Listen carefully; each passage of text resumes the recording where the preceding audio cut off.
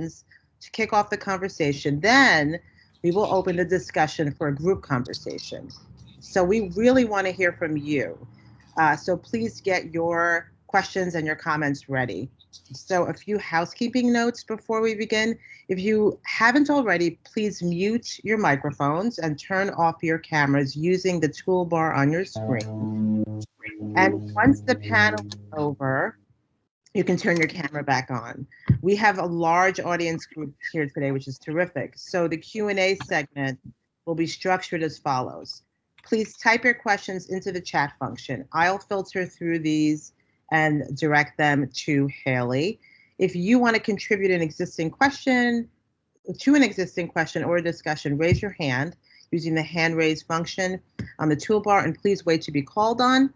And when you're called on, you can unmute yourself and ask your question.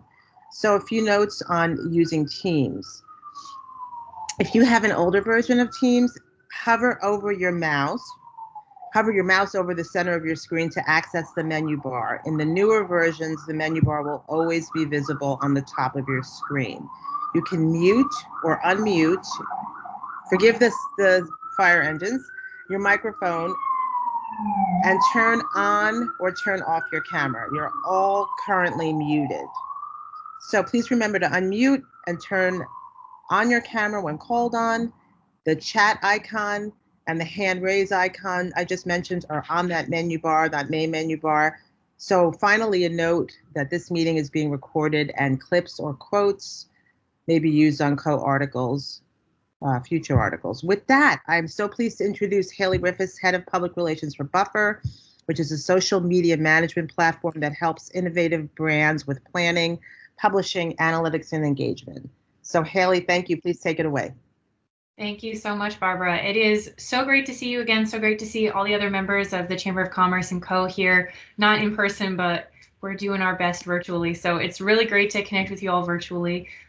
Like Barbara said, my name's Hailley Griffis. I'm the head of public relations at Buffer. Buffer is a software tool, so we help small businesses schedule social media posts, gather insightful analytics, and engage with their audience. So I've worked as a social media manager for small to medium-sized businesses for a big part of my career, and now I work for a social media software. So that's why I'm here. Before we get started, I want to take advantage of that raise your hand function. So I wanted to check in with you all really quickly. I know a lot has changed this year for so many of us and for so many of our habits, and I think social media has been a really big part of that. So I'd love to see, in terms of social media, raise your hand if you feel like you're using social media more this year than you were in past years. I already see hands going up, so this is great. Let's see. All right, this looks like a big majority already. Thank you so much for bearing with me. I wanted to try out that function a little bit. Yeah, and I think that we're not alone. I've seen a lot of social media being used more prominently by businesses, by consumers, by everyone. So that's what we're going to go over today. So I'm going to share my screen quickly. I have a couple of slides. Let's see. Here we go. All right. So here is what we're going to cover today. So I want to go over connecting social media with business goals, which is crucial, finding your audience, choosing the right social networks, setting a strategy, and creating content. I know we're doing this really quickly, so I'm just giving a really high level overview, but please save questions for the end because we are going to have lots of room for those. So if you do have any questions on anything I'm talking about, I'd be happy to go over it. So to start off, connecting social media with business goals. I think this is an area where a lot of people feel they need to do social media. So they're on social media, but it needs to be done with purpose, right? You are investing time, energy, sometimes money into social media and into the work that you're doing on social media. So it needs to be serving you and serving your business. So you need to look at some ways that social media can connect with your business goals. So start by defining those business goals. What are your top business goals? And then looking for which of these can social media support. Some really good examples are if you're trying to reach new customers, social media can help with awareness, with bringing your message to more people, showing your product or your services to more people.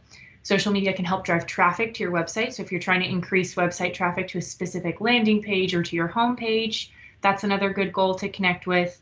And then community. Social media is a really great platform for creating community. So if that's one of your business goals, if you're really trying to create a community out of your customers or create a community out of like-minded people for some reason, social is another good reason there.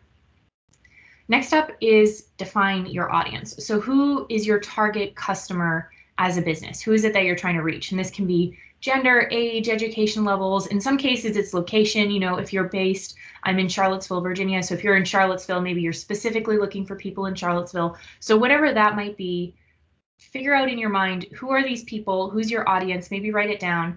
And then ideally that should align, right? So the audience that you're trying to reach in person, that should be who your content and who your social media presence is reaching as well. And that really helps to narrow things down. So like I said, how granular can you get in terms of age range, location, gender, and income level? You can usually find all of that information just by Googling it, what is the income level of LinkedIn, people on LinkedIn, or even LinkedIn demographics, you'll find it. And here I'm going to show you quickly the next part, which is choosing the right social network. So I have all of these demographics too, and I want to quickly touch on, I say the right social network instead of the right social networks. And I think that especially as small business owners, we're all really busy, you're all really busy. And a lot of people jump into social media and get on every single platform and every network. And they're like, I'm on Instagram and Facebook and LinkedIn and Twitter.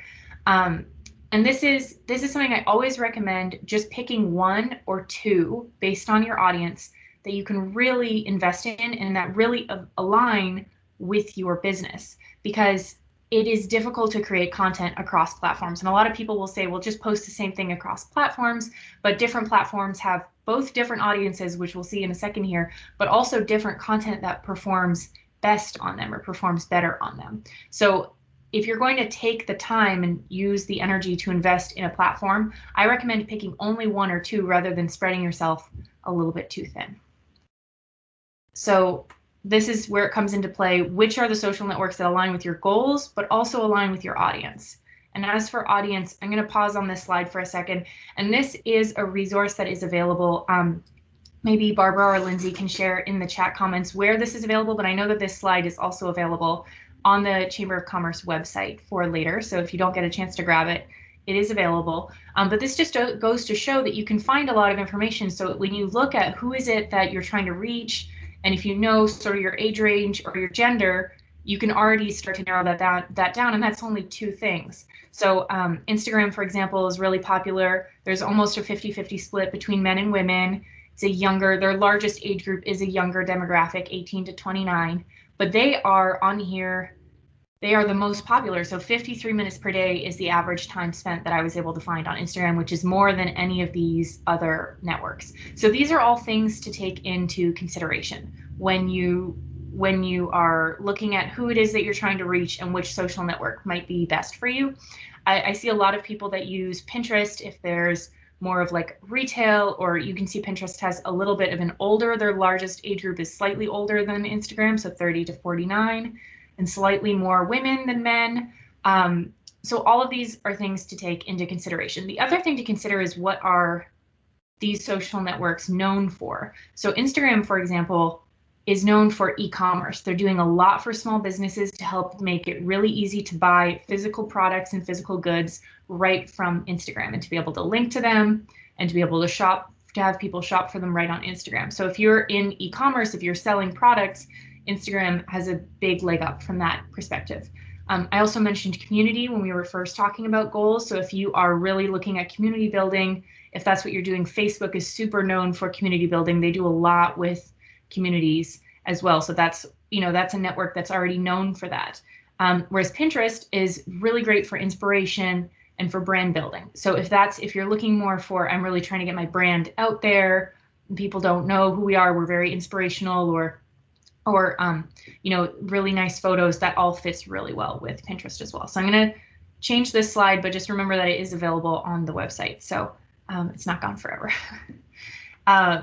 Another piece here is to set a strategy, right? You want to be doing things with purpose when you're doing things on social media, and not just picking whatever is the most exciting at the time or whatever is most popular, because again, that might not line up with your business goals. That might not line up with the audience that you're truly trying to reach. So when you're setting a strategy, you have to make sure that it's rolling up into business goals and that there is a purpose. So like I say here, combine your goals, your audience, your network, and create that strategy for social media and then stick to it. I also recommend avoid posting just to post something. Have purpose with what you're doing. There's a lot of clutter online. There's a lot going on online already. People are grabbing for attention. So if you are just posting something just for the sake of posting it, but it really doesn't fit in with truly what you're trying to do, I would avoid doing that. You don't want to lose the attention that you've already gained for your brand or for your company on social media. And then set specific social media goals. I think that one of the things with social media is that people don't always set goals. They just kind of have social media profiles.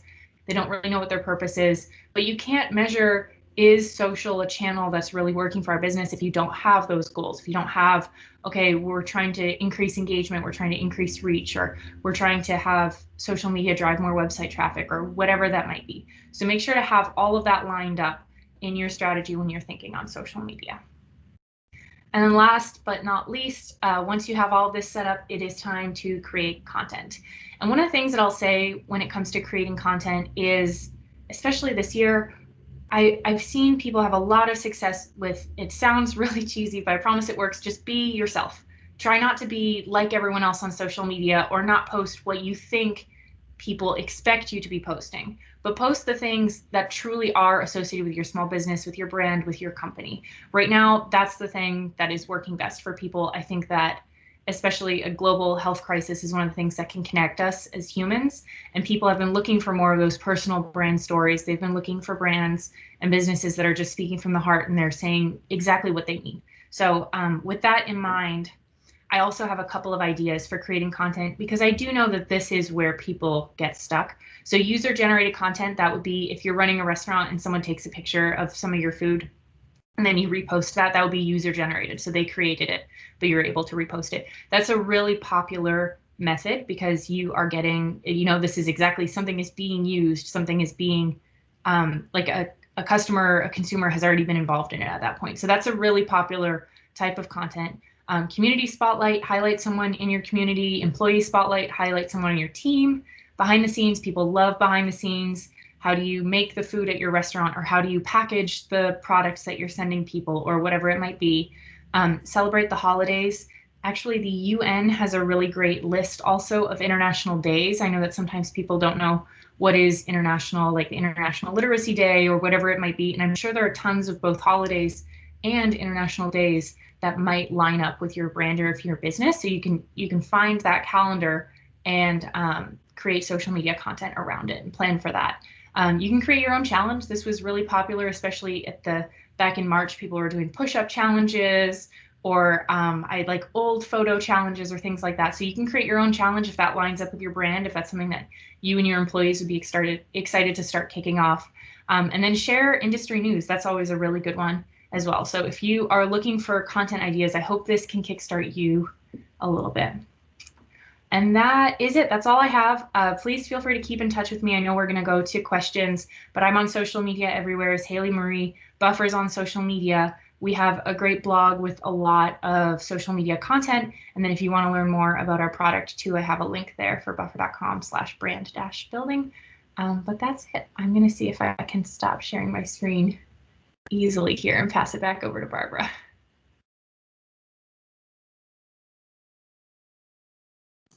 And Barbara, I think you might be muted. If you want to unmute yourself there. That was really substantive. Sorry to be muted.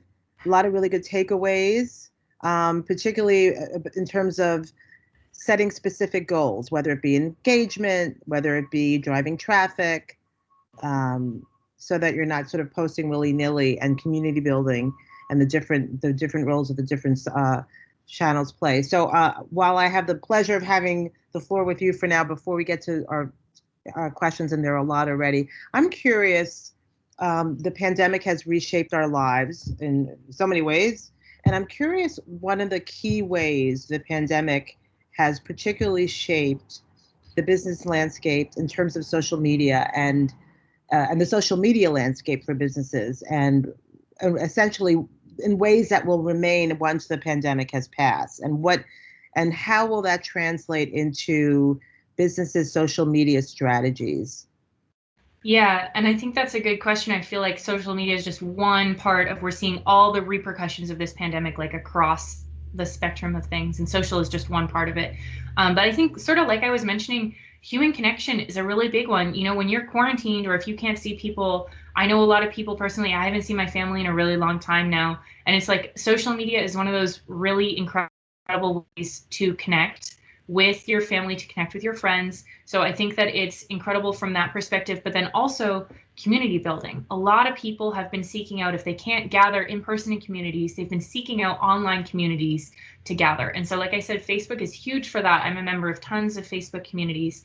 That has been really big during the pandemic, and I think that's just going to continue to escalate. People are really bonding with their online communities like they haven't before. And then personal stories. I've seen a lot of celebrities have been great at this, or a lot of people just during the pandemic in general will grow on Instagram through sharing really vulnerable personal stories. And that's sort of what I was getting at when I was saying when it comes to content, just be yourself. Like, don't try to be all these other brands that you're seeing or whoever your competitor is. But I think that that more like personal and human side is definitely coming out. And then just for businesses in general, I do think more shopping online, definitely. That is a huge part. And then a lot of that traffic being driven through Instagram and Pinterest is a huge driver for online sales shopping as well. So sort of social media and how that impacts online shopping, delivery, and then using social media as a way to get in touch with those businesses that you are trying to order from. So Facebook Messenger is one of the top ways that people try to get in touch with businesses when they have questions about their products or about delivery that they're getting. A perfect segue into my next question, which was so I'm curious, when you've said in the past and wisely that social media should really be used to engage, to entertain, to educate, not necessarily sell. We're seeing so much more movement toward actual selling on social media, via social media, and I'm curious about what platforms lend themselves to that, and whether it be Pinterest or Facebook or newer platforms like TikTok, and how does that playing out and changing? Yeah, I would definitely say Instagram and Pinterest are the two that I would name the most there. So Instagram is doing a lot in terms of their business tools, their like shops that they're setting up, being able to check out and buy products right from within Pinterest. You never even leave the app, like they just open a page within there where you shop. I know that I get caught on that all the time, and they're making it an easier experience. So I would definitely say Instagram is a huge one. And then the second one is Pinterest. And I think that a lot of people are surprised to hear that. Pinterest isn't as large as some other places, but Pinterest has a lot of power. So some stats, I wrote a post on Pinterest last year before the holidays. Some stats when I worked with the Pinterest team was 90% of weekly pinners use Pinterest to make purchase decisions. That's huge. Like, that is a huge number of people that are using Pinterest for purchase decisions. And then Pinterest actually drives 33% more referral traffic to shopping sites than Facebook does. So I would say those two are really the biggest ones that you're looking at if you're talking commerce. I think that's, absolutely. We spoke with Pinterest on Co, and they were saying that so much of people on Pinterest are there to buy. They're in buy mode. They're in discovery mode. So that's not surprising, and that's good advice. Curious about, and Buffer has, just to unpack, 73,000 customers across business industries, which is pretty incredible. And so from buzzy startup brands like Burroughs Furniture, the hot DTC brands, to established companies like Microsoft, to new economy companies like Spotify. I would love to hear a few examples of best practices, and what they've done to generate via Buffer and the strategies, return on investment. So some of those social media strategies, a little inside look at that would be interesting. Yeah, I think it depends on the type of company, but one that we've seen, just since we were talking about Instagram when we're talking about shopping online, one that we've seen is people being able to, especially with Instagram, the trouble that you have is you only have one link, right? So they only give you your link in your bio. So really being able to leverage a tool where someone can click on it. So we have a tool called ShopGrid, and buffer.com/shop.grid or -grid is where you'll find it, where essentially, let's say you're a clothing company. This is the one that we use as a demo for people. And you have different like sweaters and sneakers or things like that people want to click. They can click on that link, and then it will pull up your Instagram feed, and then they can click on a picture and it will go to the product page. So you would be able to check out as well. So I think using tools like that, making sure that you are really taking advantage of all of Instagram's features for shopping is a really, really big one that we've seen. And then I think the other thing is people don't expect this, and I've talked about it a lot now, but use Pinterest. I think that people, they undersell Pinterest. They don't put it as a part of their strategy when they should. People think a lot about Instagram when they think of social media. They might think about Facebook, but Pinterest is sort of left to the wayside. I see a lot of success with brands that use Pinterest both to drive referral traffic, but then also just to drive sales to their site as well. And Pinterest has their business profiles. You can add a shop there so that someone could toggle to your profile, and then they could go from looking at whatever you've pinned to looking specifically at your products that they can buy, which I think is really, really powerful. Going directly to the site, right? Yeah, exactly. Right to the adding it to your cart. So I remember this from when you spoke last year, and it struck me that, and I have to look at my cheat sheet for the number. So you said at our summit last year that 81% of 81% of the top social media posts include video. Now, yeah. I can't even imagine how that's changed in the year where we are always on Zoom or Teams or whatever. And so what's interesting now is, just as we're increasingly living our lives online, businesses are using live stream increasingly as a tool, and video as a marketing tool. And Amazon just launched a new platform called Explore, which is a social shopping platform where you can actually take classes and shop and go on tours. So when Amazon does something, attention must be paid as the biggest online retailer. So I'm curious what businesses should know about video and social media, and how should that inform their strategies? Yeah, that's a really good point. And Amazon is such an interesting example. I do think that video is probably getting more popular and not less popular, especially as people have less interaction, unfortunately, in the real world, or less time spent going to stores. They are looking increasingly for that same experience, and video is a really great way to do that. I know video can be expensive and costly for small businesses, so I recommend starting with as much unedited video as possible, something raw that you can just post. And if you are new to video, if you haven't used a lot of video, stories on Instagram or on Facebook, whichever of those you might use more, is actually a really great place to start. People expect less professional, more unfiltered videos on stories. And that's a great place to start to see, okay, what is resonating with people? Which of my videos is getting the most views? And then if you are going to invest in like more professional video editing and video shooting, then you have sort of a baseline of what works from an organic perspective first, or from an unedited perspective first. So I think that's one thing. The other thing to keep in mind, and I don't remember if I mentioned this last year, but the other thing to keep in mind is vertical video, is that people are watching videos, and they're watching those videos on their phone. So I don't know about you, but I don't remember the last time that I rotated my phone to the side. Like I keep my phone vertical most of the time. And so creating vertical video, or creating videos that adapt to vertical really well, is a really strong play as well. It's like an easy thing that you can do to make your video stronger. And then the other thing is text overlays. People, especially if you have talking in your video, people might not have the sound on. I don't have the sound on if I'm watching something on my phone right before bed, which is probably not when I should be doing it. And, my husband is sleeping, so I don't want to wake him up. So have those text overlays, and it's also more inclusive. And so I've seen a lot of people moving towards that. So just a couple of small things that you can do. I do think that video is going to be more popular than less popular. So whatever you can start to do, again, with those content ideas that I shared, you can use those same things. Those could be videos. So whatever you can start to do to start creating video in small ways to see what really works for you.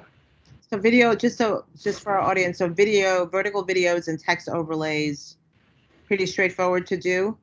Yeah, there are a couple of different tools that you can use for text overlays too. And I mean, you can look for video editing tools even in the App Store. There are tons of really popular ones that are very easy to use. And I would recommend, if you are getting into video, to look at a couple of free video editing softwares. It's kind of surprising the number of them that are, really functional in the App Store as well. But yeah, even especially if you're using stories, you could just type out what you're saying as well, which is something that I've seen a lot of people do. Great. Well, you are so popular because there's many questions. So would love to start with this one. How does a business, this is a good one, how does a business build social presence before launching, before there is much content to share? So the pre-launch. I mean, I think that is a really great time to get everything set up, get those social media handles, really work through your bio and whatnot. And then I would say share what you can share. Pre-launch can be tricky if you don't yet want to talk about your product or if it's secret for some reason. So what can you share? Can you share the founder stories? That's something that people are always interested in. Or can you share where the brand name comes from or anything like that? And then again, you can fall back to industry news. So if you have an industry that you're able to share that as well. Pre-launch can be really tricky. You never know how much people are going to share. But if you can share industry news, that's another piece of content that you can share a little bit more easily. So news around your industry, not necessarily about your company. Exactly. Yeah. So, sort of like so that you're positioning yourself as an expert as an authority within your field. Exactly. Yeah. I should probably have said to the audience, please raise your hand and unmute your phone and your camera. Turn on your camera if you'd like to ask a question. Okay, so what is the best platform if you offer a service? Mental well-being coach, notary, loan signing agent. That's interesting. A lot of focus is on product, but not necessarily on service. Mm-hmm. Yeah, I've seen a lot of coaches do really, really well on Instagram. My default would be it depends on your age category and your gender breakdown. So go back to those demographics, and I would recommend either Instagram or LinkedIn. Those are the two that come top of mind for me. LinkedIn is really popular. And there is a great group of people on there. So it's a great place to sell services, but it really, again, it just totally depends on your audience. But those are the two that come to mind for me first. Once again, tailoring it to the audience, tailoring the platform to the audience. It sounds like a no-brainer, but it's so important. Yeah. So I'm going to call on Carlotta Goldstein. Thanks for joining us. If you'd like to unmute and turn your camera on if you'd like. Hi, thank you so much for calling on me. It was Hi, nice to have you. Hi, I'm in Florida and I wear too many hats. I'm an investment professional. I'm insurance agent. I do retirement planning and I am also passionate in health and wellness products. So I'm also a notary. I don't know, because I know most of the time they always say focus on one. You only have one chair to sit on one chair, not three. So I've been listening about this advice and now it's like, which one should I put there? And I'm really passionate in health and wellness at this point. I advertise in my neighborhood. I advertise in Instagram, I advertise in Facebook, and I spend so much money already in those. And I haven't received nobody has bought anything from me in Instagram. I guess I really have to be constantly there, be present. So what advice can you tell me, where or what? And I'm so confused at this point. This is a great question, Carlotta. So thank you for jumping in, and it's great to see your face too. So quick clarifying question: you're selling a service with health and wellness or a product? Products. Product health and wellness. Yes, health and wellness. Air purifier that has a certified to eliminate COVID, and then steam machine that has only water, 360 degrees water to kill bacteria and all that. Water filter and shower filter and all that. Those are really good products that I'm really passionate because I was not healthy at that point. I had several surgeries and became passionate for this. Yeah, definitely. Okay, that's super interesting. It's interesting too, when I talk about social media, I do often talk about organic versus advertising, because I think with organic, you can truly find out what works. Whereas with advertising, they'll sort of let you run with anything and they will show you the numbers because that's their job. They're going to show this to people, but it might not be the right people. A lot of my advice for this, Carlotta, would be to create more organic content, create educational content, and then narrow it down. It sounds like Instagram would be a really great place for you for more shopping. I would also recommend, I'm not sure, Pinterest does tend to be more like consumer type products, clothing and accessories and things like that, but Pinterest could work as well. But if you want to double down on Instagram, I think creating a lot of this, that goes back to the educational content. What's the educational content? And then do you have, it sounds like you have a really powerful personal story about why these products are helpful to you. So making sure that you're sharing that, and then anyone that is a customer, if you can get that user-generated content or the personal stories from there. So I would really dive deeper into that organic content, because sometimes what we see with ads is that people will click on the ad and then they'll click on your main profile because they want to learn more, and they don't always learn more that they want to learn. So if you can put a little bit more educational content on your main profile, I think that would be a really good place to start. I hope that helps. Yes, I'm writing everything that you told me so I can, I can change my profile. Thank you so much. You're very welcome. Thank you.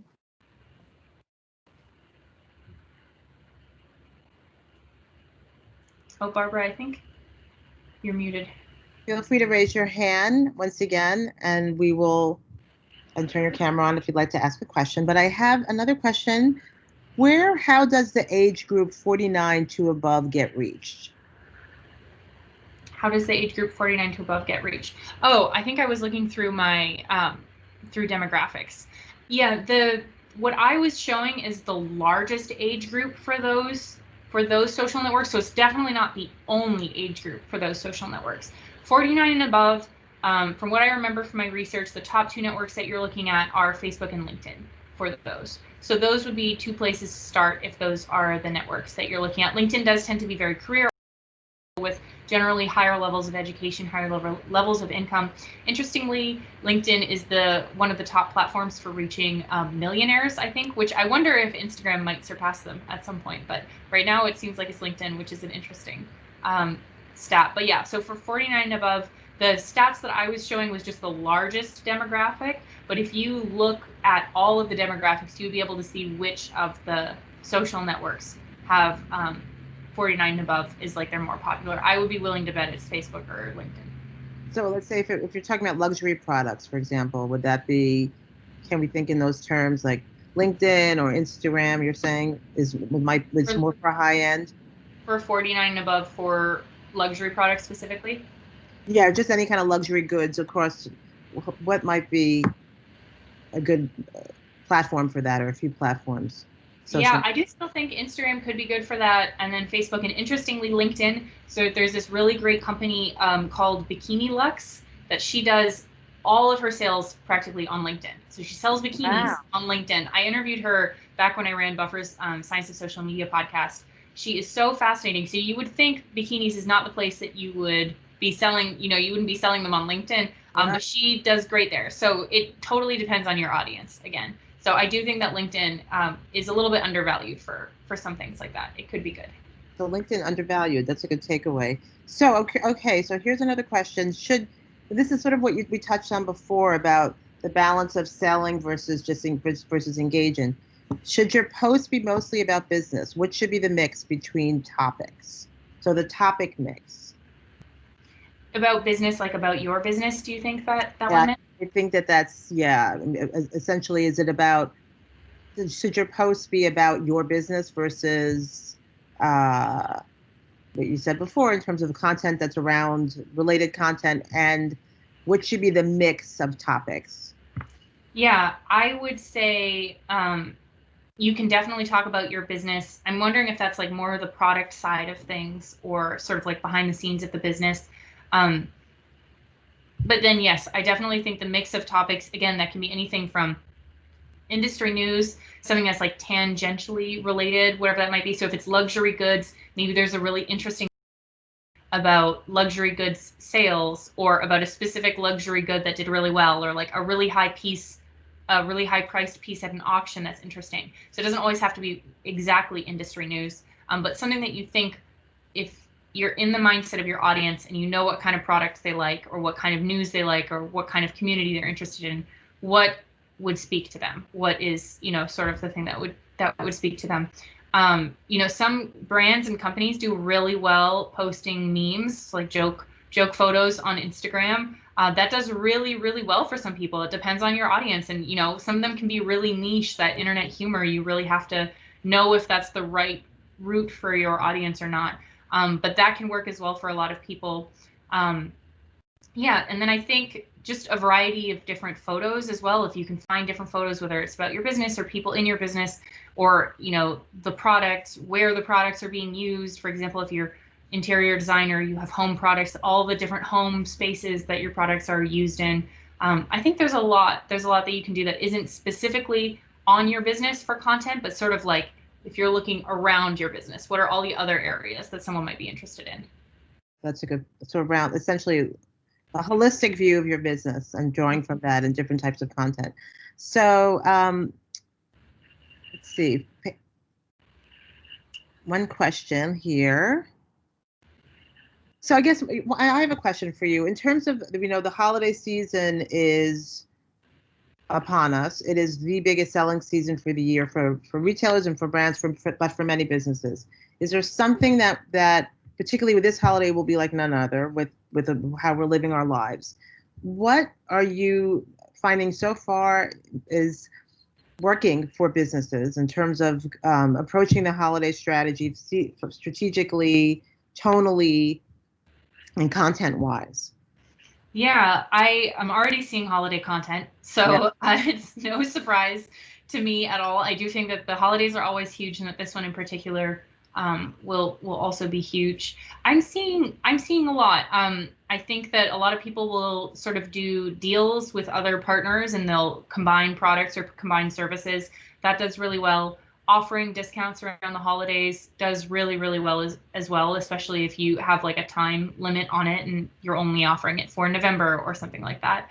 That has gone really well. And then in terms of tone-wise, because I think that was a really interesting question, because it is a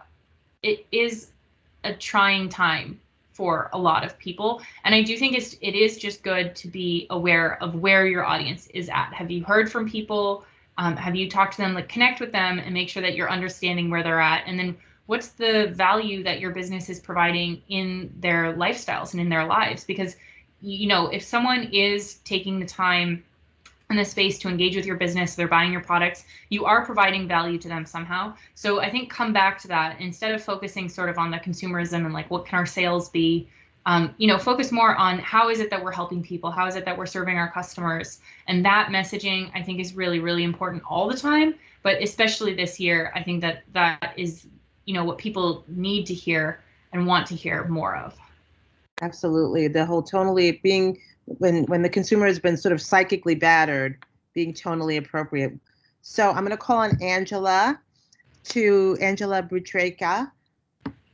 Welcome. Please turn on your camera and unmute yourself. Yes, I'm turning it on right now. Here we go. Hi, Angela. Hi. It's having a little bit of a delay factor here. There we go. I'll speak while it's turning on. Hi, everyone. I wanted to encourage people to do some connections with local people, and this has been working really well. I became an accidental social media consultant during this recent challenging time because people started noticing what I was doing on Facebook, and they asked me to help them with their business pages, and I'm the face of a nonprofit organization that during the time of COVID, it was a physical location for senior center, and also a business organization in San Diego, California. And one of the things I recommend is for people to gather with someone that's similar like you, something that's successful in our area, for example, have been some crafters that got together on a group on Facebook, and they've been featuring each other's videos on how to do different things for the holidays. For example, wreaths and swags and things like that. And so by gathering with other people, also local areas, 2 pages that I work with are small communities, and they've decided to do little directories and included our small businesses, everything from restaurants to shops to services and things like that. But they have found people in their own area to support each other, and there are platforms on social media to help encourage shopping in that local area. So that's one of my ideas, is to with other people in a group, and also to connect with other people that are local in your area that might have similar or complementary businesses. I love it. Thank you, Angela. I think that just goes to show what I was talking about too with Facebook. Facebook is, the #1 platform for communities, for creating communities. And it's a great place to connect with your local community, especially if that's who your customers are, if that's who, you are trying to reach is locally and you're struggling to connect with them. Facebook is one of the absolute best ways. I love the idea about teaming up too. I've seen a lot of people that might say, oh, well, I don't want to team up because we're competitors.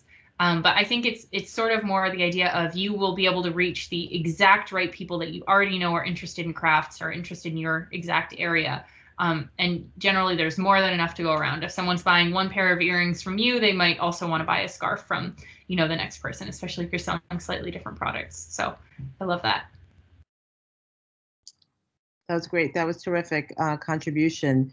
So another question, this is a good one. What social media to use for B2B, so business to business? I see a lot of LinkedIn for B2B. That's probably one of the more popular ones. Sometimes Twitter. I haven't talked about Twitter a lot on here because I think that Twitter is a huge investment. I personally love Twitter, but I think for a lot of businesses, it might not necessarily be the right fit. Sometimes, so it depends what business you're in. Sometimes Twitter is good for that. I would do a little bit of research, look into who is it that's on Twitter, how are they doing, who is it that you'd be trying to reach, and are they doing well? And otherwise, LinkedIn is great. Sometimes Facebook can be great for B2B as well. And again, just from that community aspect, if you're trying to reach a specific kind of business and there is a community of those people on Facebook, you can get in with all those other businesses there. So it really depends on sort of the scale of your business. Is there an we didn't talk about this, but is there an underutilized tactic, social media tactic that businesses don't leverage, that is valuable, that comes to mind?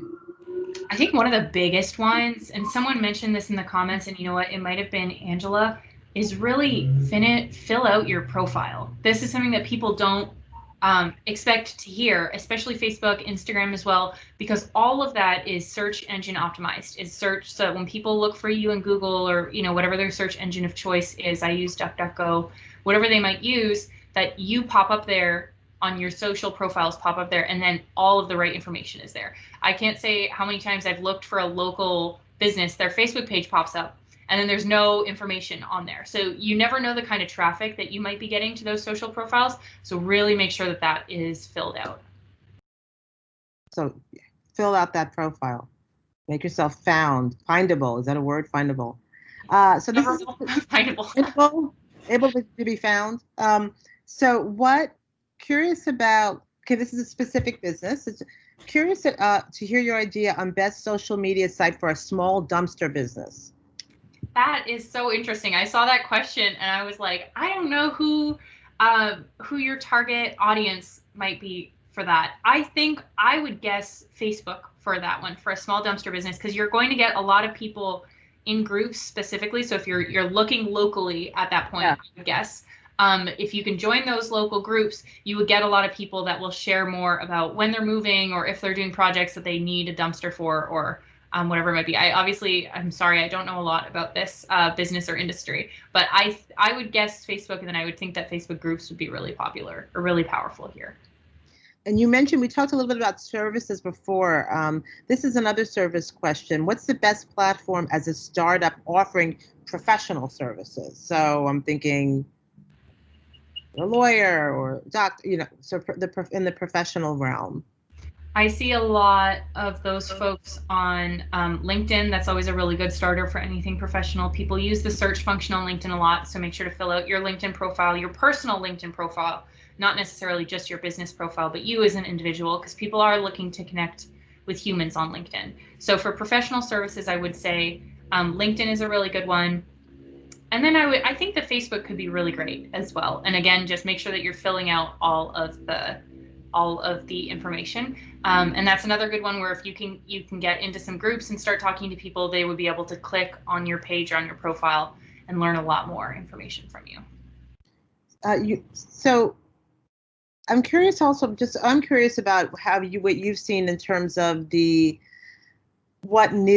so many new platforms within these that can be my head spinning within the TikTok and Pinterest and Instagram shops and now Amazon, so I'm curious if there's a few of these new features within these platforms that a small business, a startup, or even a legacy business should be thinking about. What would they be? What comes to mind? Again, it kind of depends on product versus service. For products, definitely what we've been talking about for Instagram Shop, Pinterest Shop, those are huge. For services, it's really interesting. It really depends on your demographic. If you have a younger demographic, like I showed on the demographics page, TikTok skews young. Their age range starts at 10, or it could be younger, but the one that I have, their largest age range is 10 to 29. So if you happen to have a really young demographic, TikTok is great. TikTok is a great place to be. And TikTok is very different from other social networks because instead of people having to find you and follow you and then they will see your content, TikTok has this interesting algorithm where anyone, like if I joined right now and had no followers, I could post something and it would still get shown to people. And you never know, that could, it could end up with 500,000 views or something like that. So the TikTok is an interesting one. It just depends what your audience is. So for services, I really lean a lot more heavily on audiences, whereas for products, it is a little bit easier to look at who are the sites that are more friendly towards e-commerce and towards products. And right now that's Instagram and Pinterest, and Facebook is there a little bit too, but I would say Instagram is stronger. So Instagram, just to sum that up, Instagram friendlier toward e-commerce directly. Yeah. And Pinterest. But then for the services side of things, just looking more on who is your demographic, because and the reason I stress the demographic so much is just you don't want to try to pull people to you. You want to go where they already are. It's so much work to get people's attention online already. So you need to just go where they are already having discussions, where they already are, rather than, showing up somewhere where they aren't and trying to bring them to you. That's going to take so much more energy. Follow them. Once again, to the audience, we only have a few more minutes left with Hailley. So if you raise your hand if you have a question. So here we have a question, and I'm not sure exactly, but I think we can refine it a little bit. Should we share our social media accounts? So maybe we want to talk about how we should share them, or what should be said about that. I'm wondering if the person means maybe in the chat so that everyone can follow each other. I'll leave that to okay. I read it as a literal question. Whoever from the chamber wants to comment, if that's all right, in the chat. But I in general also, yes, for customers, making sure to I'll take that from a different angle. Let's say you have an in-person store, or even you're doing deliveries. I get a lot of products when they're shipped to me. I will get I'll get the business's social media handle alongside it. So they'll say, like, tag us on Instagram when you get this, or send us a tweet when you get this with a photo or something like that. And that is great for them because they are getting user-generated content if I do that. If I'm taking a photo of something I'm using and then I tag them in it, that's user-generated content that they can use. Plus, all of my friends see that this is a product or service that I used and that I've tagged them on as well. So definitely share your social media sites really far and wide, just in general with your business. You mentioned user-generated content in your presentation, which seems to be increasingly valuable. What's important for businesses to know now? Obviously, it's going to vary based on the type of business, but the types of effective user-generated content for types of businesses. A few examples of that you've seen generate a return on investment for businesses. Yeah, it's sort of the same, if you, some people are really familiar with influencer marketing, where you get people who are already popular to talk about your product usually they try to be very authentic way. User-generated content is sort of like the pared down version of that, because if you think of it, we are all micro influencers. You're influential to your immediate friends and family, right? You definitely have a group of people that you're connected with online. So user-generated content is more so the idea of like, you have taken a picture, let's say at a restaurant, you took a picture of your food, or you got it delivered at home, you took a picture of your food, or if you ordered something online, you took a picture of your product or the packaging and it did an unboxing video. That's something a lot of people will do for fun. That's user-generated content that then the company can reach out to the user, to the customer, and say, hey, we'd love to post this on our main feed. Is that okay with you? I always recommend asking permission for these things to create good relationships with people and grabbing a quote from them and sharing it. But that is really powerful because it's so authentic. That's coming from a place of that your customer had a fun experience and they wanted to share it with their micro community, or maybe they have a huge community. That's also very possible too. So they are already sort of doing that influencer side of things, and then you can use that content as well on your side once you ask for permission. Excellent. What have you seen in terms of and this is such a specific question, but UCG, user-generated content, since the pandemic, if how it's changed and if it's how businesses have been leveraging it effectively? It has been a lot more at home. That's a big one. So, and then in terms of how they're leveraging it, again, sort of what I mentioned in terms of like, sharing your social media handles with folks is whatever. So since it has been at home, if we keep using the idea of a restaurant and a clothing company, maybe sending that delivery out with, a sticker or an interesting card that has your social media handles on it, or whatever it might be. That's a great place that people might take a picture of it, or at least they know where to tag you if they do take a picture of it. That's a really good part. For services, it's a little bit more difficult, but I do see a lot of people, like, for example, if you do a coaching service or if you do some sort of, like I've seen a lot of online workouts is a big thing now that you'll see. And so I'll see people take screenshots or take pictures of their desktop. I took a virtual yoga class, and so I took a photo of my desktop looking at all these other people doing yoga, which was really fun. So I think there's still ways to take interesting photos there, but businesses can really drum it up. You can really ask for it. You can say, like, take photos, tag us here, and get, you can offer something, get 10% off, or get a free dessert next time, or get something else. Or even sometimes for people just like that their content will get amplified. So even just saying, like, tag us and we might share it to our 1 million followers, or to our community, or whoever it might be. So just sharing it that way is a really good first start. I think that's a good tip. I just want to that tip I want to highlight a little bit. So essentially, having your consumers, having users share in return for a little perk, and and the voice of the shopper, the consumer, the customer is always so powerful. So we only have a few more minutes. This was an interesting comment, more of a comment than a question, from Angela, who was with us before. So Facebook pages are an easy way to start establishing a business presence online.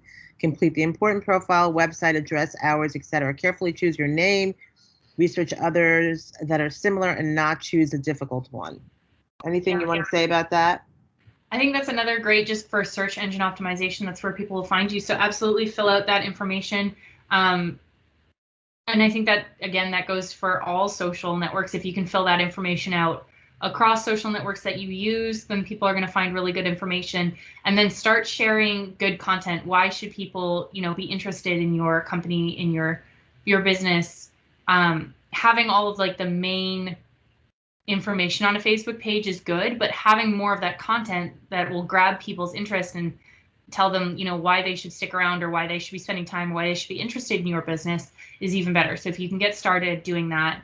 I will say one of my favorite things with social media, one of my favorite tips while we're sort of in the last few minutes here for business owners is people struggle with creating social media content. I know for some people it comes naturally, and that is beautiful and good for them, and that's amazing. And for, you know, the rest of us, it might not come naturally, and it's difficult to think of something to post every single day. So what I used to, the small business owners that I would work with, what I used to recommend is pick one day, whether it's, you know, Sunday evening or a Monday morning or whatever it might be, to grab all the content ideas that you have for the week. Is there anything going on this week? Something happening on Friday you want to post about, whatever it might be. Write out all your content in advance. So sort of do one big brainstorm of social media rather than day by day going in and saying like, oh, what is it that I'm going to post today? Because that's never a good starting question. You know, you want to fall back to your strategy. You want to have a plan rather than coming into each day and sort of guessing at what you might want to do. So I recommend doing like one big brainstorm once a week or whatever it might be for you, once a month, whatever is feasible,